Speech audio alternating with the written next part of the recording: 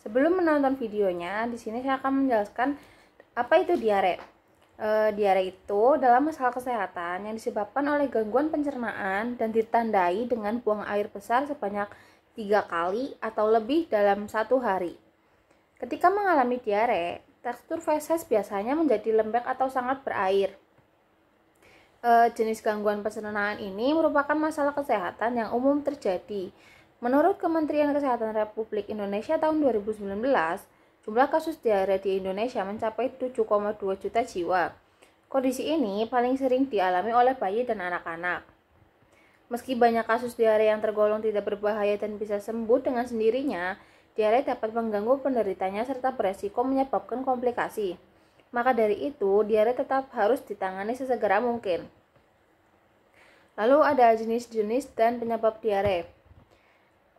Jenis dan penyebab diare itu ada beberapa, yaitu yang salah satunya saya akan menjelaskan 3 jenis diare. Yang pertama ada diare akut. Diare akut merupakan jenis gangguan pencernaan yang terjadi secara tiba-tiba dengan durasi 3 hingga 7 hari. Diare akut umumnya disebabkan oleh infeksi virus atau bakteri di saluran cerna. Infeksi tersebut dapat terjadi ketika penderita mengonsumsi makanan atau minuman yang telah terkontaminasi virus atau bakteri. Diare persisten. Kondisi diare persisten ditandai dengan buang air besar cair dengan frekuensi lebih dari 3 kali dalam 24 jam yang berlangsung selama lebih dari 2 minggu. Namun, kurang dari 4 minggu, diare persisten umumnya disebabkan oleh patogen yang berbeda dengan penyebab diare akut. Lalu ada diare kronis. Seseorang dikatakan mengalami diare kronis ketika kondisi tersebut berlangsung selama 4 minggu atau bahkan lebih. Biasanya, diare kronis disebabkan oleh infeksi kronis, alergi seperti pada laktose intolerans, pengaruh konsumsi obat-obatan, hingga kondisi medis tertentu. Beberapa kondisi medis yang dapat mengakibatkan diare kronis adalah Crohn's disease, iritasi usus besar, dan lain sebagainya. Lalu ada faktor risiko diare. Beberapa faktor risiko diare itu diantaranya ada mengonsumsi air dari sumber yang tidak bersih, jarang mencuci tangan sebelum makan dan setelah dari kamar mandi, lalu menyimpan makanan di tempat yang tidak tertutup, dan mengonsumsi sisa makanan yang sudah basi.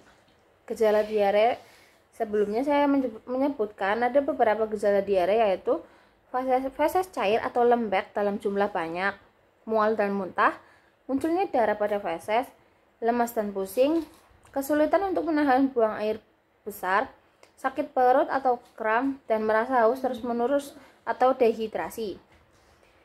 Cara mengatasi diare tidak boleh diabaikan begitu saja ya teman-teman.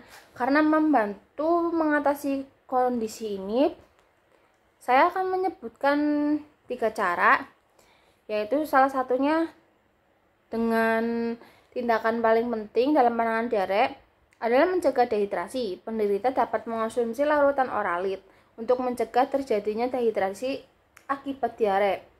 Oralit itu obat diare alami yang terbuat dari campuran gula, air, dan garam. Lalu ada mengonsumsi air kelapa sebagai obat alami diare.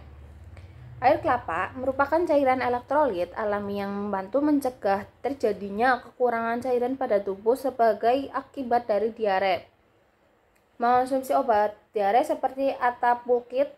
Cara kerja Attapulgite adalah dengan menyerap bakteri atau racun yang ada di dalam saluran pencernaan.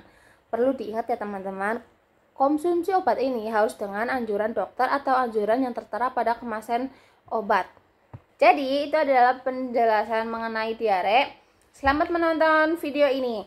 Terima kasih teman-teman, enjoy ya, dadah.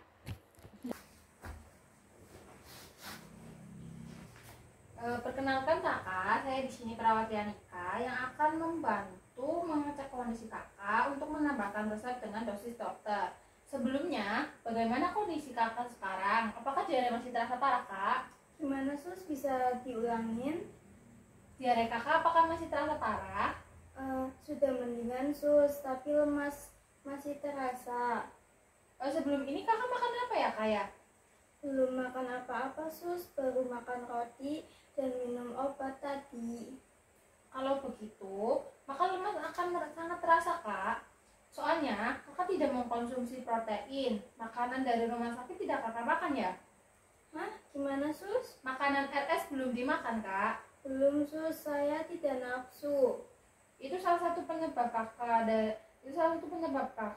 lemas, Kak. Jadi kalau diberi makanan dari rumah sakit, tolong dihabiskan ya untuk membantu menghilangkan lemasnya. Iya sus. Jadi Kak, lain kali kalau misalkan sudah diberikan waktu, misal kakak diberikan waktu makan siang jam segini, itu langsung kakak habiskan dan jangan ditunda-tunda. Setelah itu pastikan untuk menghabiskan makanan yang disediakan dan jangan diberikan kepada keluarga ya, Kak ya. Iya sus. Jadi keluhannya hanya lemas saja ya, Kak ya. Kalau begitu saya catat di buku laporan. Saya pamit kembali ke ruang perawat ya, Kak. Kalau kakak butuh bantuan, kakak bisa pencet bel di samping kiri. Dan kalau misalkan ada keluarga kakak yang jaga kakak, bisa datang ke ruang perawat atau nurse station ya, Kak ya. Baik sus, terima kasih. Kalau begitu saya pamit ya, Kak. Permisi.